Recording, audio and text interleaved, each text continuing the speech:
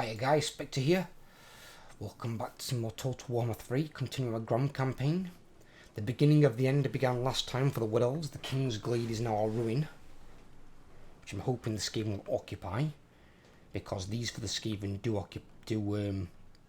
well, apart from the Oak of Ages, they do work as cities, so they can make good use out of these. And since the orange and red pretty much doesn't mean anything to the AI, they can still build easily regardless. I can make my Skaven ally very, very powerful. And with these gone, the Wood Elves are basically dead because they can't recruit fuck all from these things. And the garrison's dog shit.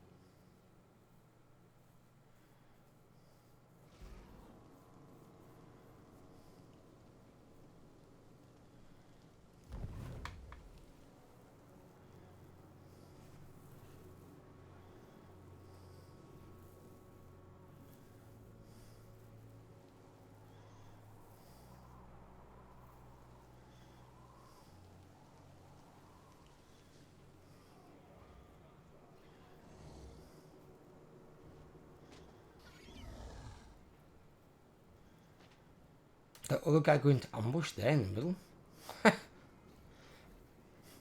Be my guest.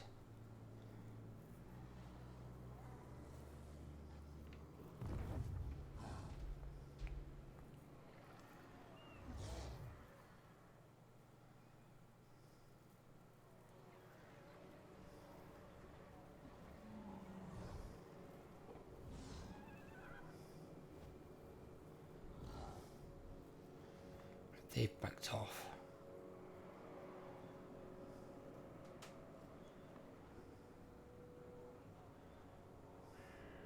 These armies are shit. What the fuck are they building here?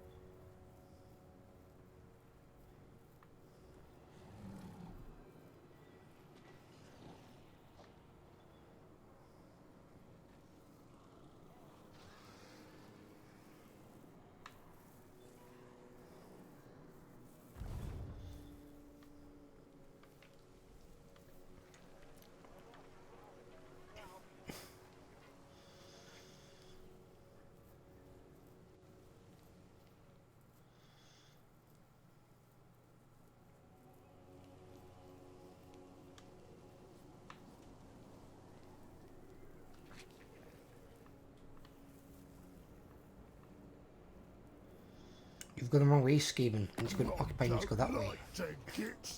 Unless I fuck off. There it is. Bloody sword spite.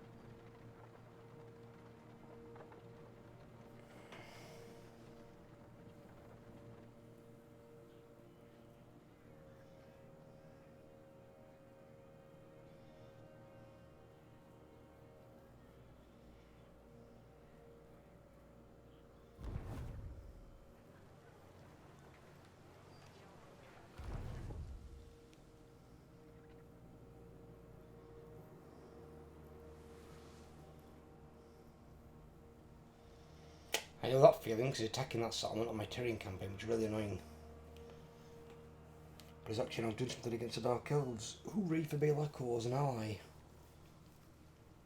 He's not completely useless. But I don't know if Balakor uses his bloody teleporter thing as an AI. I get the feeling it's only like a player used mechanic. Because I don't think I've seen Balakor use that yet in any of my campaigns that I've played. If anyone else knows if you've seen him use that, just let me know in the comments. Because I'd be intrigued to know how and where he goes with it. So I know there's only 2 locations you can go, but I get the feeling they're going to open up more portals with that eventually. Should be 1 in Lustria and 1 potentially not in Cathay but near Cathay, but they might wait until they open up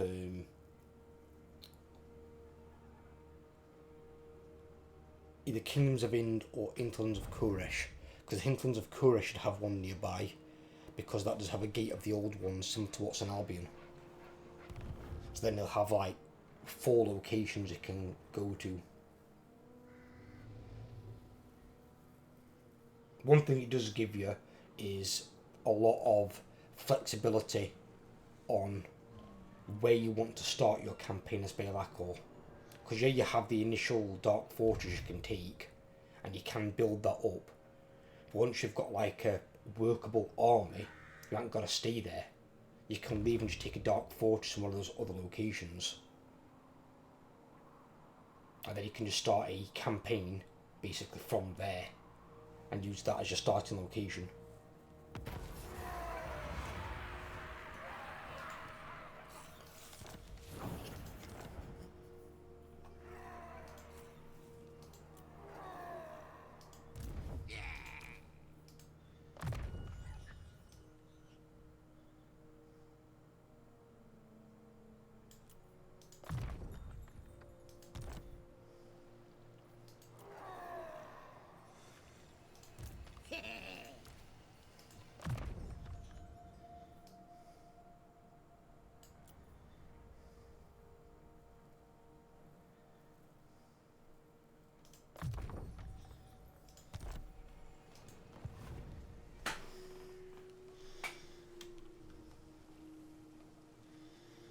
Where did that other wood elf finally go? Now they'll see. On it. Okay. Not there apparently. Nasty magic's ready. Now. Bah!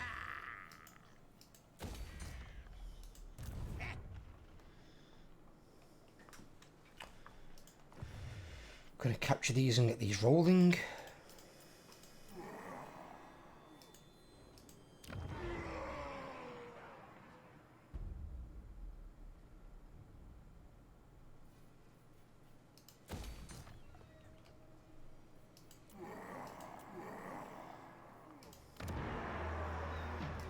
Brainy again.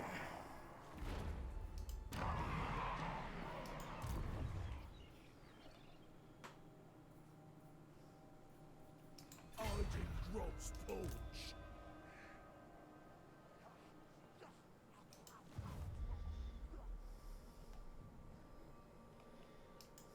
Relent now. Never. You can sit there all you want, you're just going to take attrition.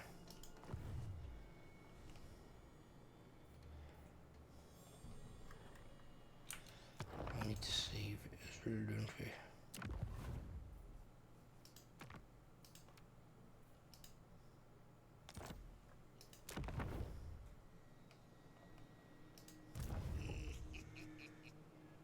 I'll fix him. Huh? Oh shit, it's Marathi.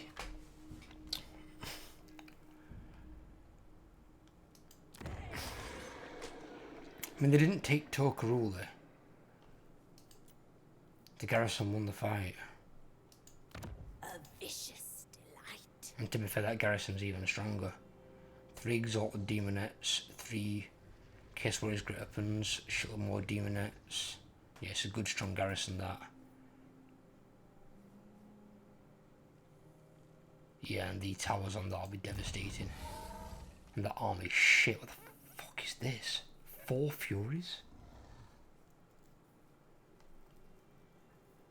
Fucking bleak swords. Now they'll see.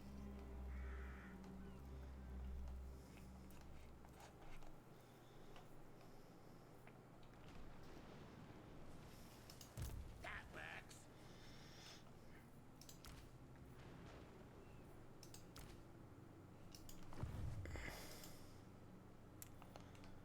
What's the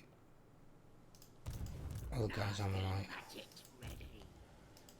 Yeah, his first armor into it. No, his is fine. Right, okay, so it's that guy's then. So you need another upgrade.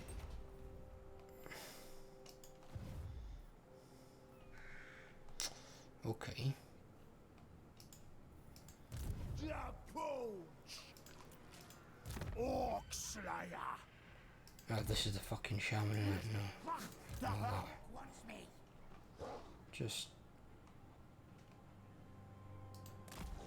stay there.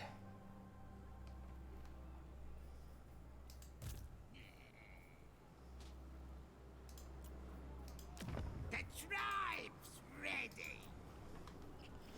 You're not going to be moving, you're building up. Special. Build up the garrison. I'd love to see anyone fucking attack that, I really would.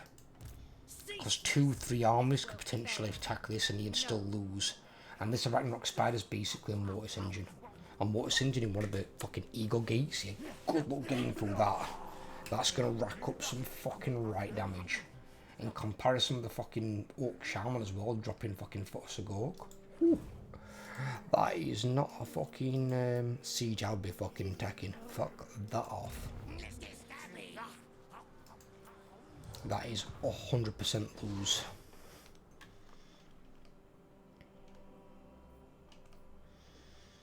Right, so we need to attack the Oak of Ages. There was another army, I think, is it that one? It's that one, that's where it's gone. They weren't in ambush dance. See, I'm fucking paranoid now, because what else don't get brought out of fucking ambush dance whenever I fucking need them to be.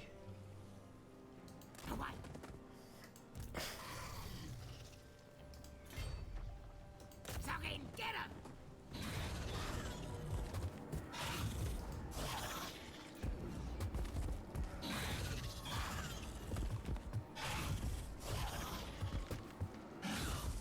Alright, okay.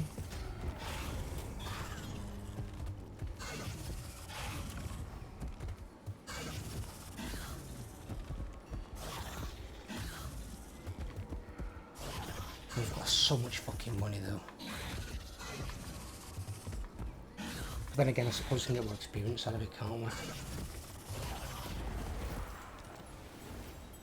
Short victory achieved. Huh? Oh.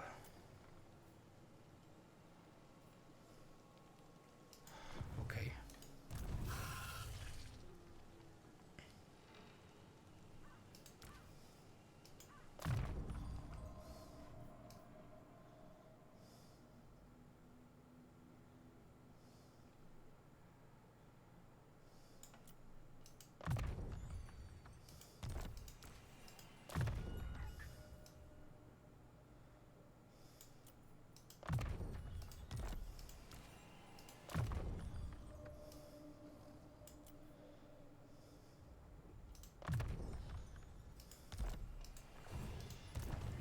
Unless they can do it.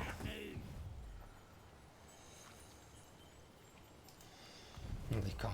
Okay. Which case, then you're recovering. This magic is real.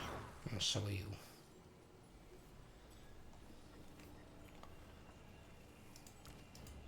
I'm special.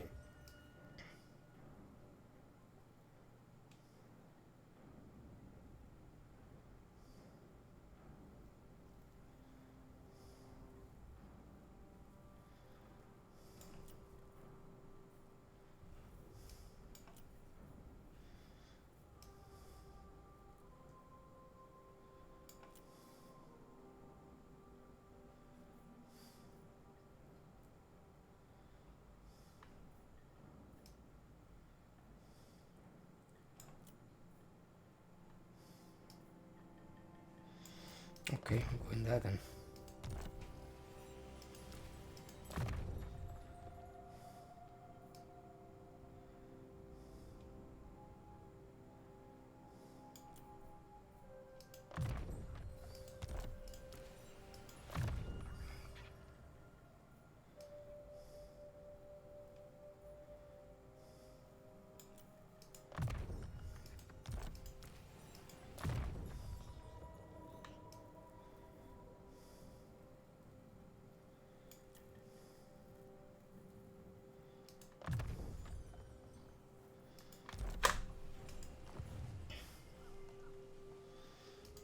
Now!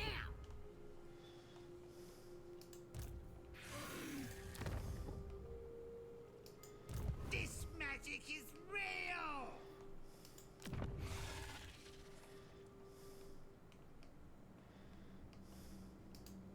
Nasty magic's That was this turn, wasn't it? Yeah, well, okay. So we've got the short campaign victory achieved, which is +3 ranks to all my units, which is very good.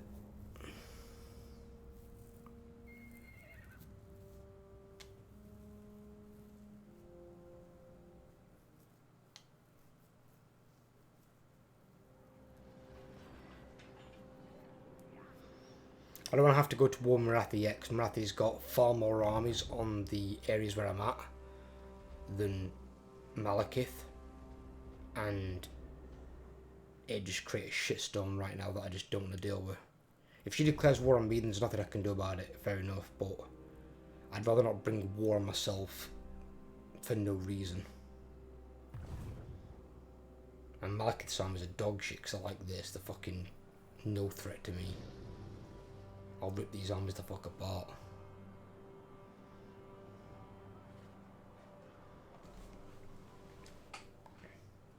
Surprising as it is, if you want to beat Skulkers, you need a decent melee army. Although you're playing essentially into their wheelhouse, where they're melee units,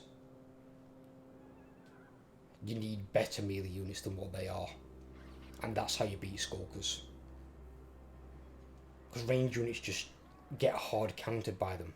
They can vanguard, they can stalk. Any units that try and run away, they can slow you down with their ability. Just a ranged army isn't designed to beat Skulkers, because they'll be on top of you. Now you won't get many shots off, unless you could somehow bottleneck yourself into a corner and corner camp it. But even then, I mean, you're talking, they've got a lot of physical resistance. Especially if you're playing against Grom, because he can have even more because of his food buffs.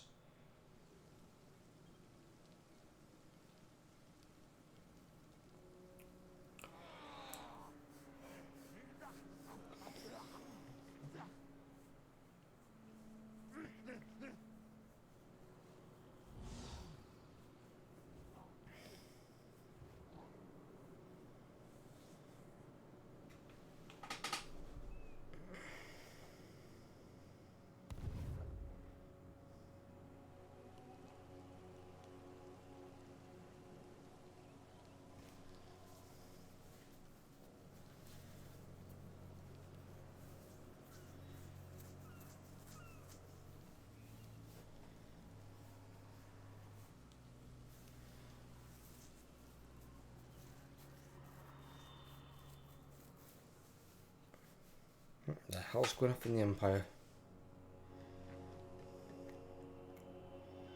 This is a weird ass terrifying army. It's giving me a built a fucking melee army in that previous one. That is a nasty fucking army. It's got some good units in it.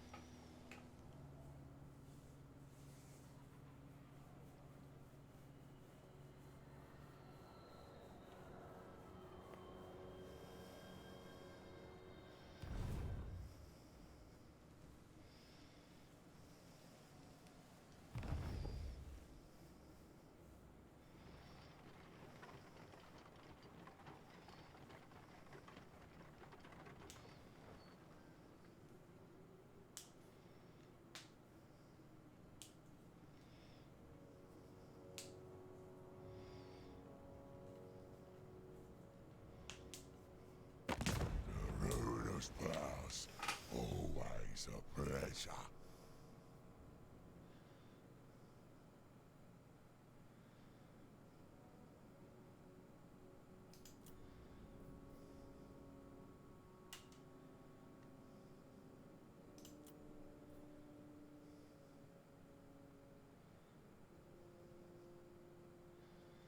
Oh, he's already my defensive ally.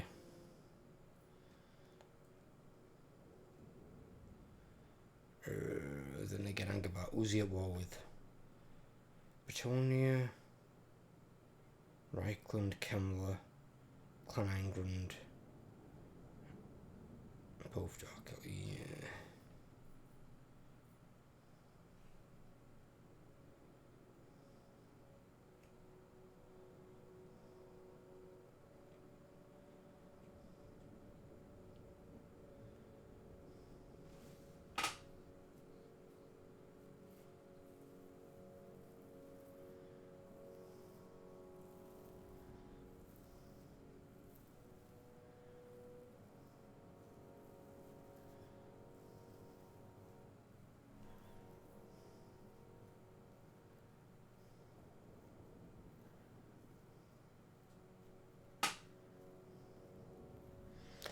Ah, fuck it, why not? We'll get Belloc or Bella benefit of doubt. There is more to Normally I wouldn't, but let's see what happens.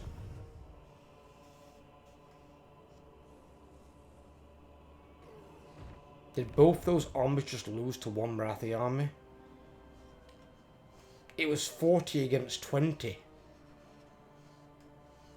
That's either how bad Belacor units were in those armies, probably heavy marauders, or how over the top ridiculous Marathi's armies in auto resolve.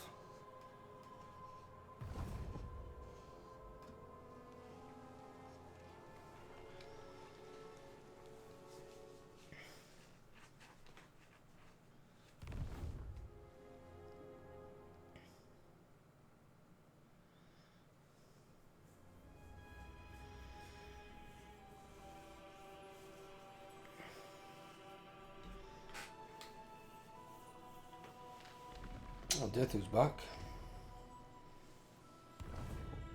He starts mustering straight away. Of course he does.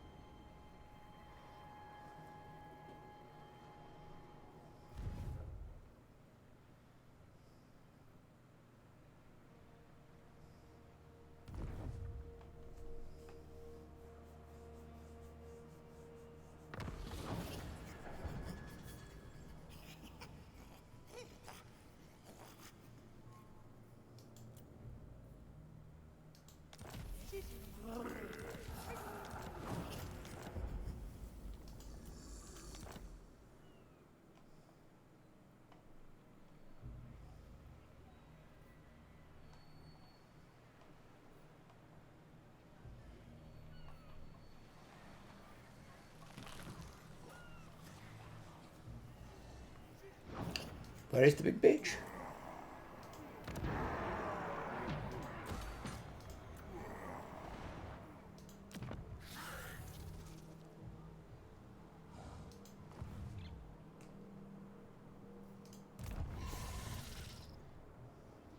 God wants me over there. Anything you say. See if that'll encourage an attack. They survived that fight? Fucking kidding me. Get the fuck out of my territory. Marathi.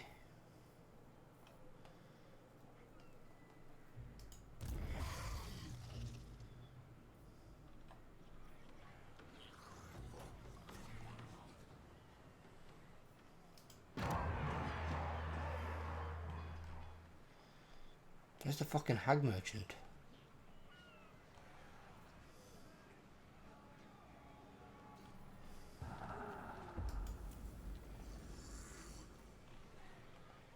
Where? In the ocean?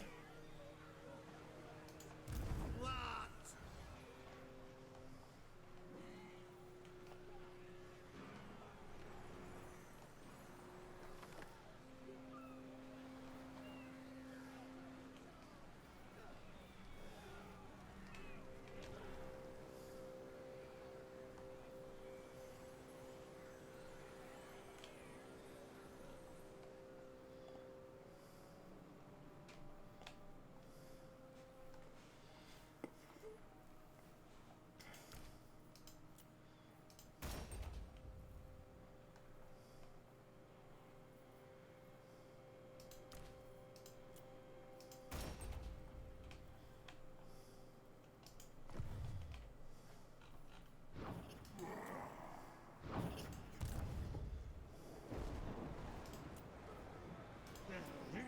Fine.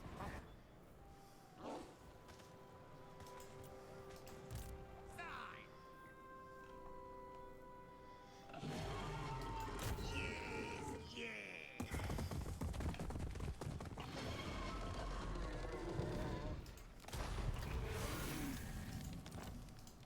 Now.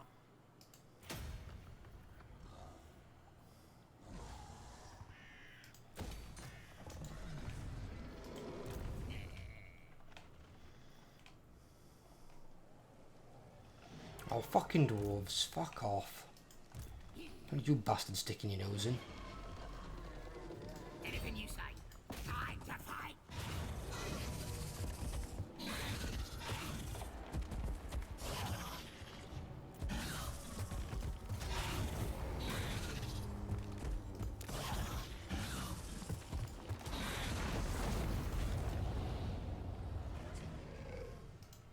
The tribe's ready.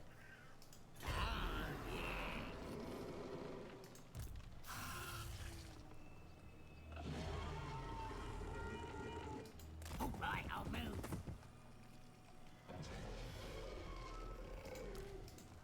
That works.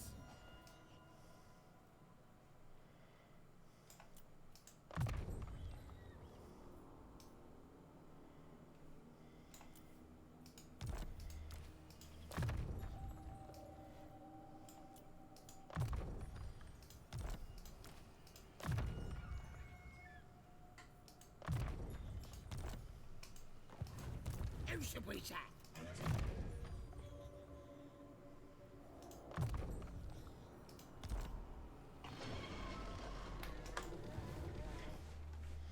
Right, that's 2 things down and 3 to go of the main ones. Obviously that won't be a problem because there's an army in there. And there's an army in there. There's 2 small ones there. Who should we chat? But he's also going around flanking.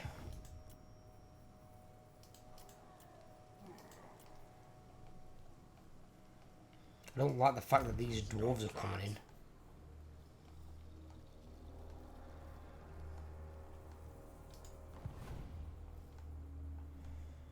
Don't like that at all. It comes, it comes.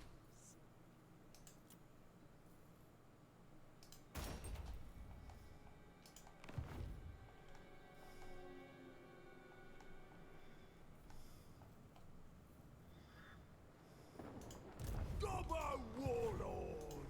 The tribe's ready. Well, I meant to respond to a question as well, which I'm pretty sure I've answered once before, but just in case I haven't. Somebody asked me why do I keep doing half and half basically, so like half water flask, half jagged weapons. Bonus infantry generally would be better because you've got 10 more damage, but not all units are infantry. Generally, as you reach later into the game, some armies recruit less and less infantry, making your jagged weapons less and less useful in some cases. They can still have users, which is why I have half, but then the other half have got perfect vigor so they don't tire. So if you're against something that's cavalry sized or larger, or even big single entities like giants and things like that, these can just fight at full effectiveness. They don't lose out on anything by fighting those types of units. Where if you put these up against like a giant or something, they lose 10 damage. Or even against cavalry. So they're better off fighting infantry-based units, which you're not always going to get. Especially when one of your main enemies on the mainland is Britonia. Against dwarves, you'll primarily face a lot of infantry. Like this army here, this army is a lot of infantry. But then you've got these that aren't, and those that aren't.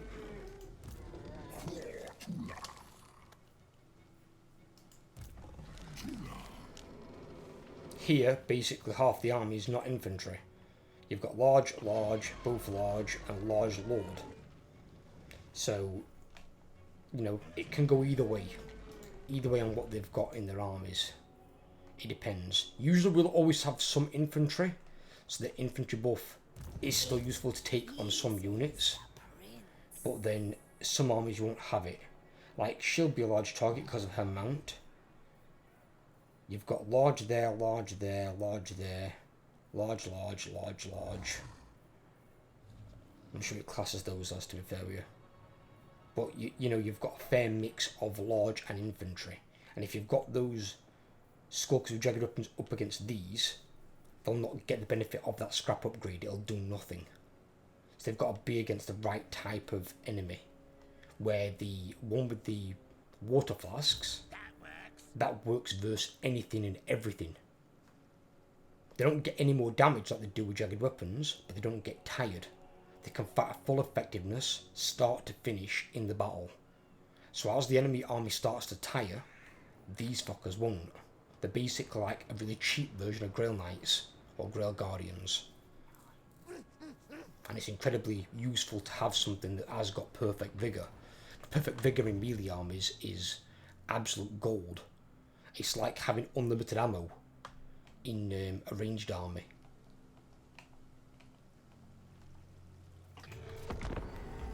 So having some units with it, especially when you can get half your army with it, is really, really nice.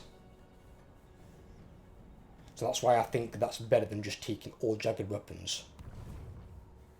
Because you will have units in an army that aren't infantry, and then some armies will have more large than others. Like Bretonians will, because they'll generally recruit more cavalry. Sometimes Empire will.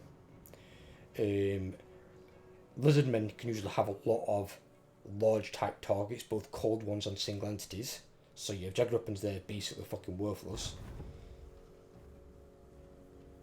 I mean, you've seen in my Tyrion campaign, Alariel at one point had, I think, 8 flying creatures in her army. They're all large targets. And then if you include the Lord, that makes 9. And I'm pretty sure there was like a unit or 2 of cavalry in there as well. So over half of that army wasn't infantry. So I think having half and half is the best way to do it, personally.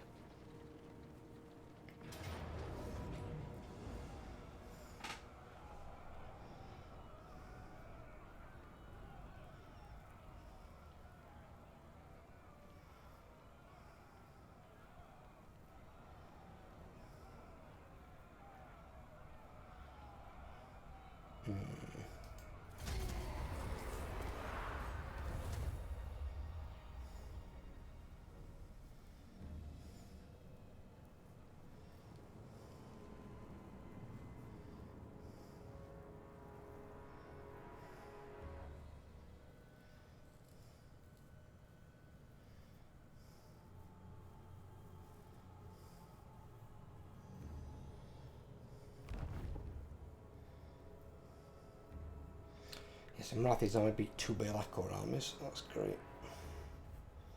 Well done there, Be'lakor.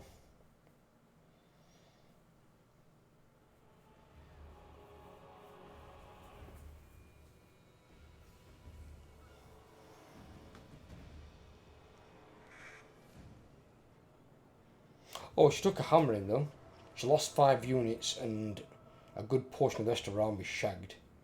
And then she just lost even more units by attacking that. Okay, so they did a good number on our army.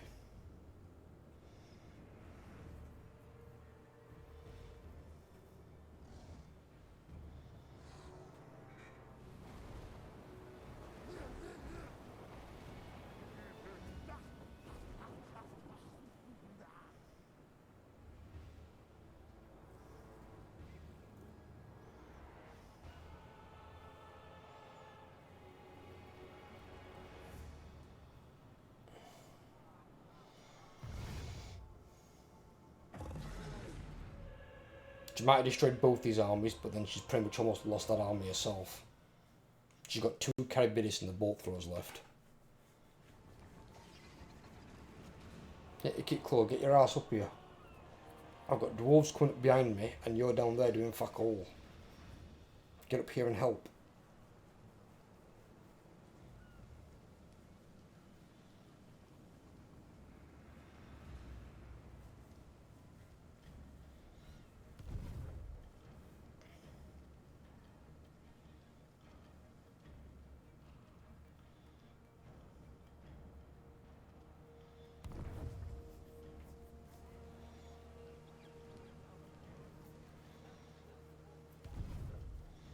Right, what are they going to do? Are they going to occupy? Honestly, I don't know. Maybe they're going through to attack my shit then. Bit of an odd manoeuvre on their part. They did not attack me the entire game. They decide to attack now. It's kind of weird.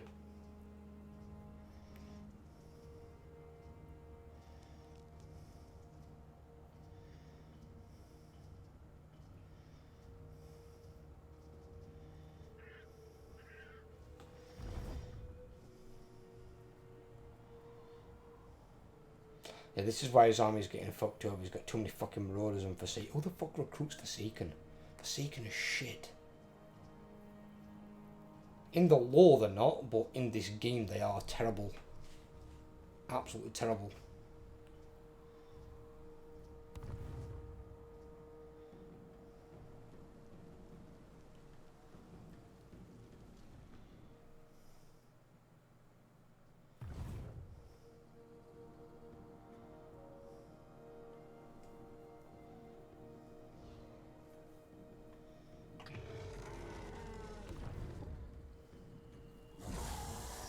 Holy shit, that's a lot of knights.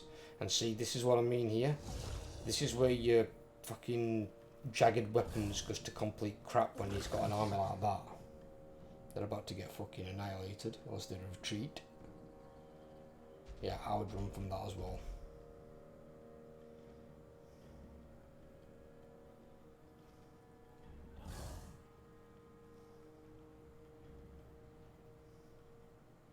Look how many fucking knights he's got in that army. That is a scary army. If that army attacks my city even by itself, I might not be that. And that's the problem you've got in the late game. They're the kind of armies that the Bretonnians start to recruit later on. They don't ever go full knights like a player would, which is the best thing to take with Bretonnians, because that's what their faction is geared towards, cavalry based. You want as few peasants as possible, if none, really. When I play Bretonnians, I don't take any peasants once I can get knights. I just initially get Knights of the Roman questing knights, some knights errant to begin with as well, for like cost purposes, but then I just get Knights Realm and questing knights, and then I upgrade to the better ones later on when I've got more money rolling in.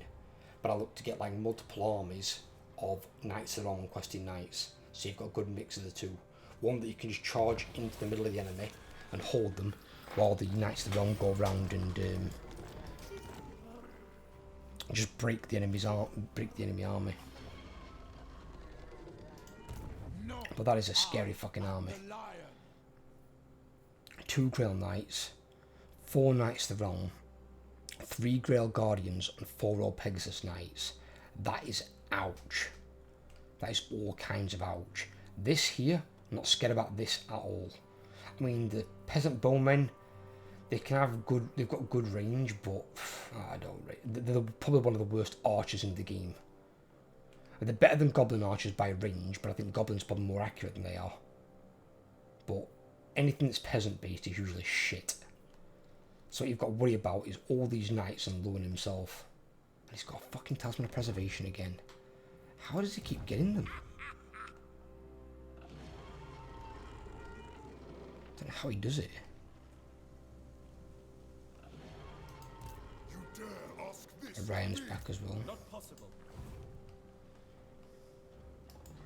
I forbid this dance. How could I?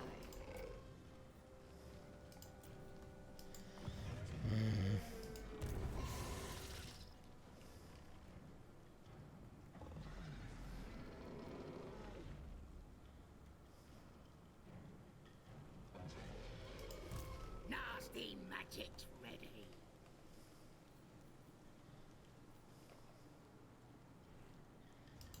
Me. An affront to Orion.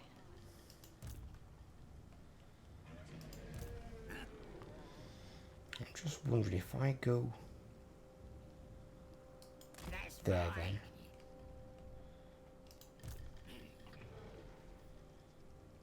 Yeah, on it. You come back to here. It comes, it comes. I'll take attrition, but only for one turn. We're just going to see if we can do something. Fine. Anything you say. Dog wants me over there. Just want to see if we can goad them into an attack. We might be able to, we might not be able to. You what?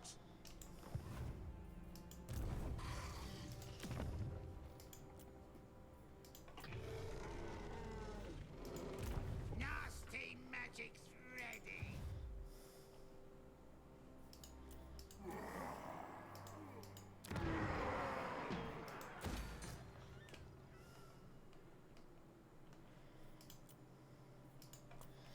He's got a full garrison again.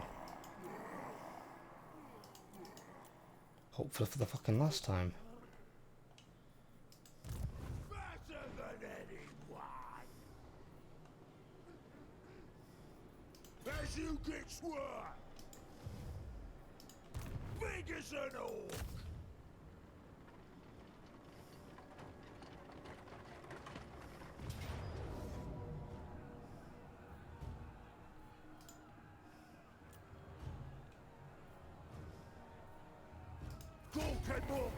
That's not medium casualties. Lovely, lovely. Fuck is that medium? No. Shit. Grom the Pulse. The army's crap though, to be fair. A job for the Gobbo King.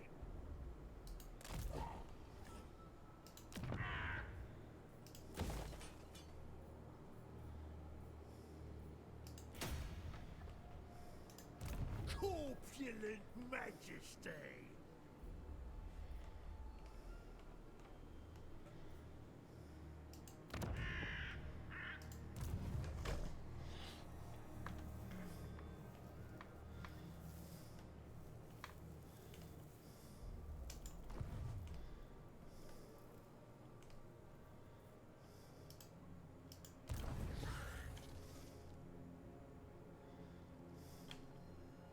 They got rid of those up there, good. I thought it was Nagaron coming down, it wasn't.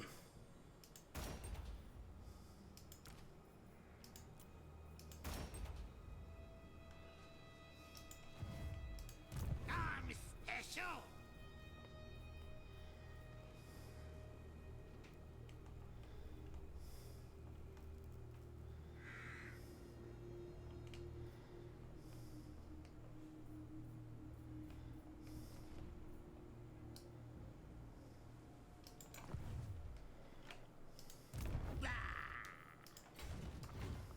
Away.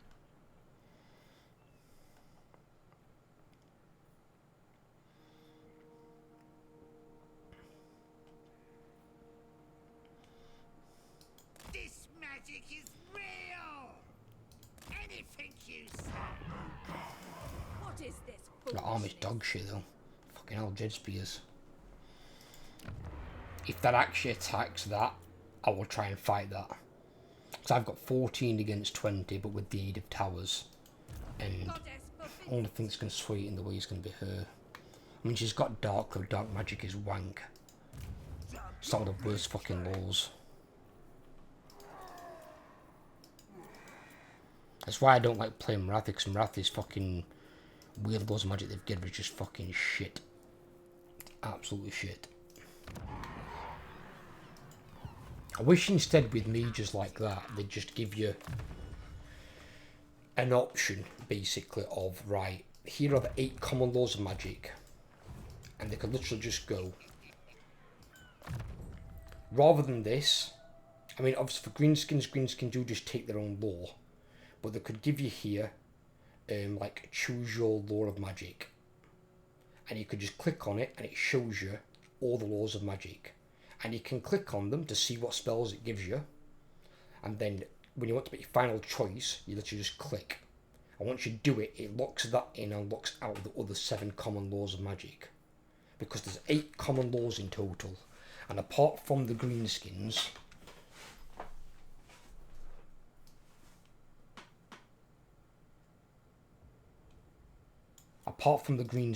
I believe that every spellcast has access to the 8 common laws. I think maybe the other one might have been fucking hell. Actually, there might have been 2 others. Skaven, I think, had to use their law, their own law, the Skaven law of magic. And the other one was Chaos. Chaos usually, if they had a mark, and it wasn't undivided, if they had like Mark of Nurgle, they had to use Nurgle. If they had the Mark of Tzeentch, they had to use Tzeentch. Mark of Slaanesh, they had to use Slaanesh. But if they had the Mark of Undivided, and they weren't dedicated to one of the 3 gods, then they could use any of the 8 common laws of magic. Obviously, if you had Khorne, you couldn't use magic at all. And you gain magic resistance instead. Because Khorne doesn't have spellcasters that bear his mark, with the exception of Archaon. But when Archaon has the Mark of Tzeentch to give him magic, and the Mark of Khorne kind of combats it, kind of what happened is used to be in the tabletop. And the lore sense as well, his magic is more on the level of like a hero rather than a lord, because a lord would have much better magical powers than Archaon. But Archaon's an absolute fucking machine in combat, where a spellcasting lord wouldn't even get close to him. Even a normal lord wouldn't get close to Archaon, he'd just butcher him. But he can cast spells just at the level of more like a hero level character rather than a lord, with the lords being much more proficient. And that's purely because he bears the Mark of Khorne. And it's the only allowance that Khorne has. And that's because he's the Everchosen, which you only have one of at a time. Which, considering how many characters Chaos has and how many undefeated champions and demon princes and God knows what, that's saying something, to be fair. Worship Grom. Right. So we've done the short campaign victory. Recruit rank +3 all armies. And we're going for the long campaign, aren't we? So I'll see where this goes. If it does drag on though, obviously I can choose to end it and start my Dark Elf campaign a bit early.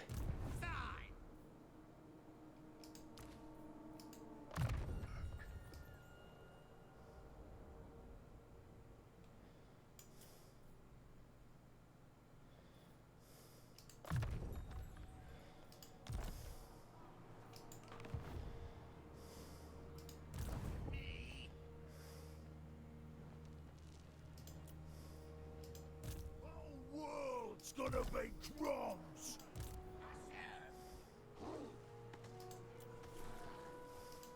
Not in this world or the other.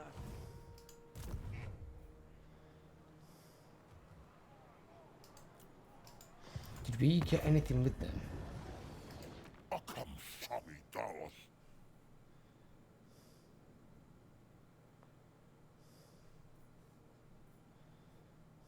Dar Fuidu,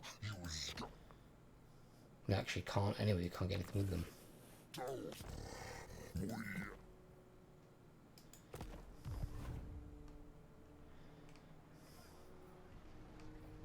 Just, I don't want them doing that like they're doing now. They're raiding them. I don't want to give them non-aggression and then I can't attack them and they start raiding me. Because that'll piss me right off. Because I hate it when you do that with rogue armies. A rogue army like offers you non-aggression or something like that, or defensive alliance, and then starts raiding you. And you're like, what?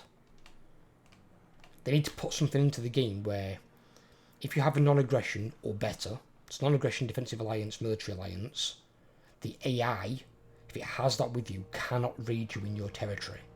The game just will straight up not allow them to raid you. Because it's daft that they can. So if you have those, they're then unable to raid you in your territory. Otherwise, it devalues the point of having those agreements in the first place. And then it's like, well, what's the fucking point? Right, well, I'm going to call this part here. Hope you guys have enjoyed. If you have, leave a like. If you're new around here, drop a subscription. Help grow the channel. And I will catch you on the next video. Take care, everyone.